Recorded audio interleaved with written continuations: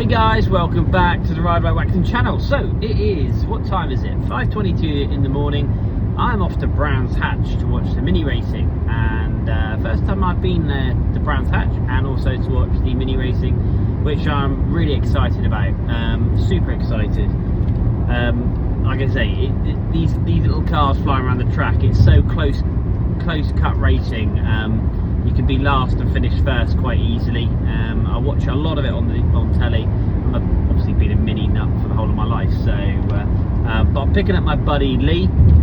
He's an absolute legend. He's a chap that actually really got me into minis as well, back in the day when we were like 16. We used to race his old mini Countryman and all sorts of other minis he had around a potato field in my local village. And yeah, we've had minis and played with minis all our lives really, so that's kind of where the love started from. So no doubt I'll try and get him on the video. It'd be lovely if we meet any of the fellow kind of YouTubers that are kind of building their minis to say hi to. But also the purpose of this video, a little bit different from obviously the ones I've done previously laying under my car. I'm waiting for welding wire. I've ran out of welding wire. 5 kilos of welding wire I've put in my car so far. Most of it I have ground off because my welding is absolutely pants.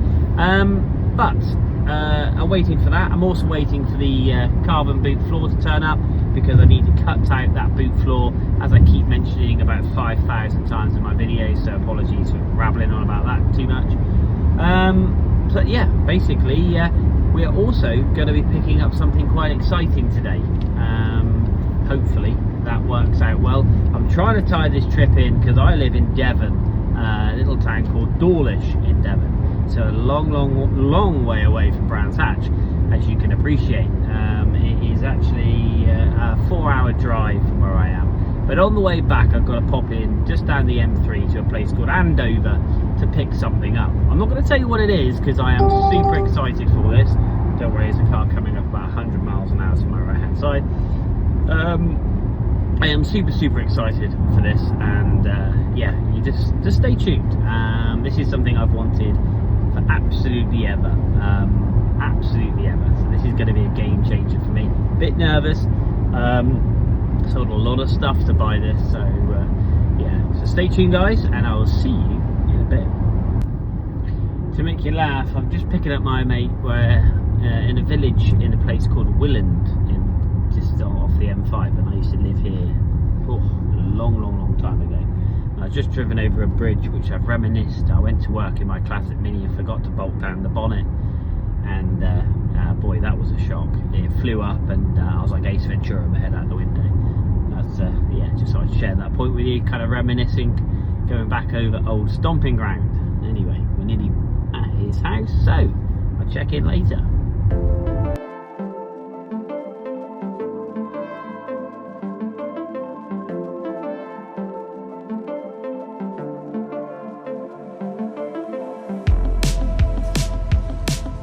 So here we are. Welcome to the mini festival with my pal Lee. Watch some mini racing. Yeah, let's go.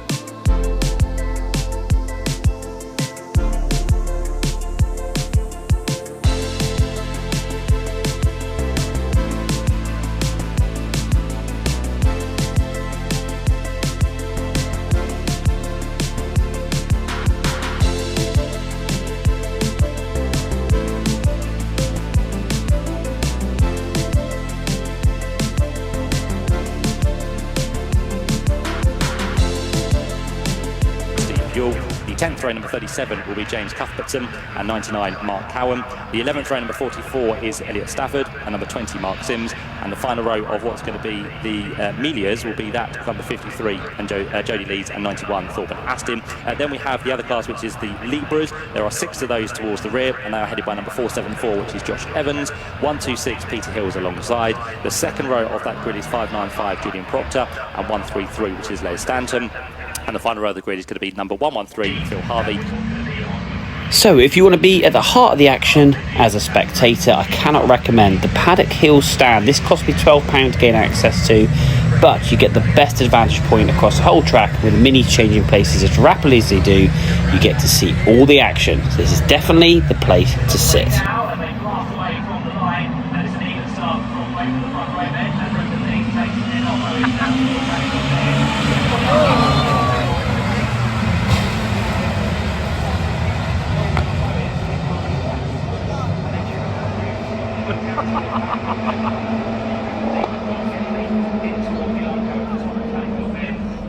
Nuts, isn't it?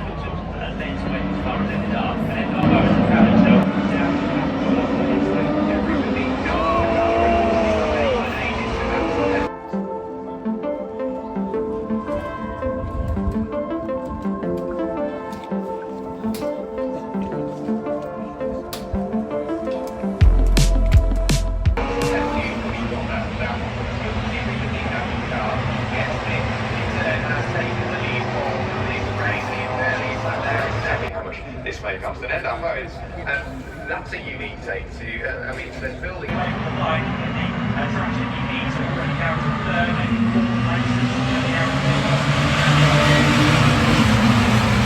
So after those heartbreaking crashes, this is the restart as the pack flies on through. You're going to wait. Here he goes. There's Endaf Owens starting from the pit lane. Correct, the pit lane. He is so far back. Would you believe for the last 3-4 laps of this race, he was holding 3rd position? Correct, 3rd. He overtook all those cars in shot, and he just missed out at the very end and ended up coming in 4th. An absolutely outstanding Sterling drive. It's just phenomenal to watch. I cannot recommend mini racing. It is just brilliant.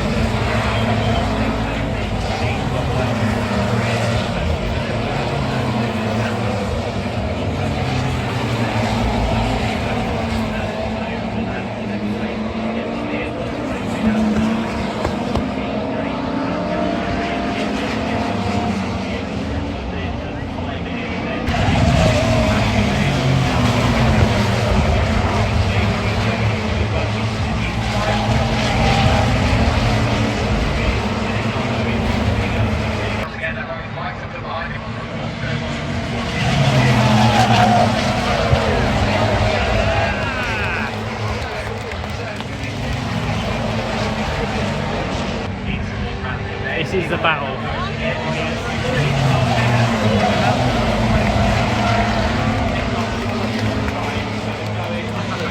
Endaf Owens, he is absolutely nuts. So he's gone from last to 4th. Come on.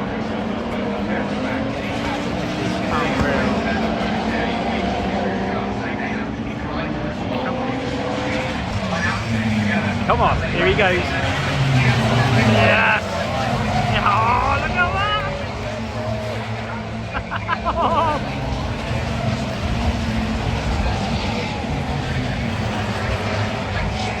And he got it.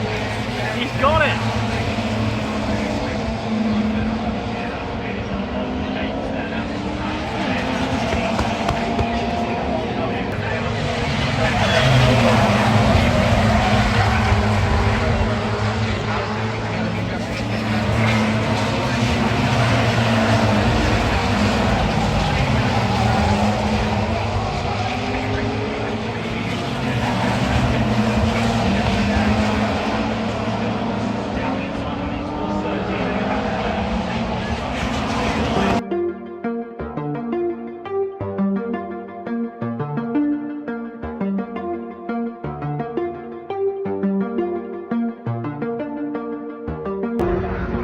Well, my first ever mini racing, and the fastest mini in the world race.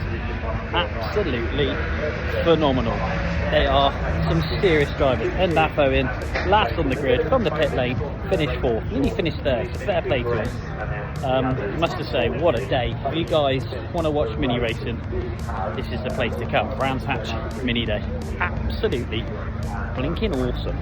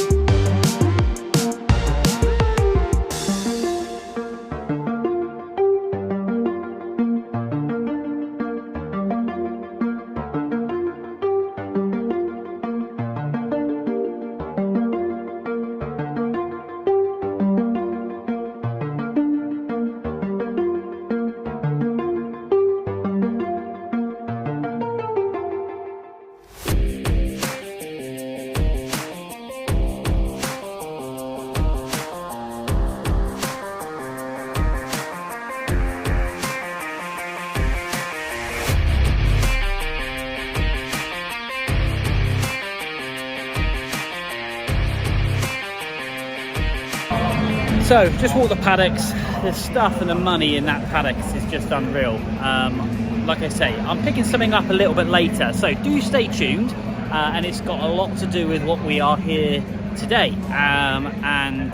It's something that's quite special that's been around this track.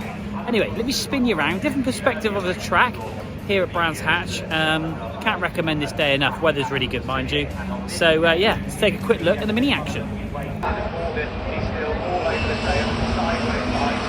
Trying to make it work on top now. Will he manage to get the ball back? And he drives back over the hill to the tip and the curve and then really positive.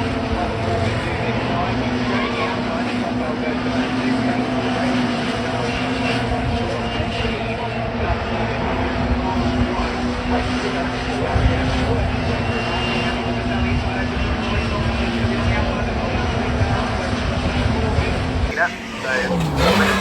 it was double the velocity, or it hasn't, and it's sideways on the run through circuit.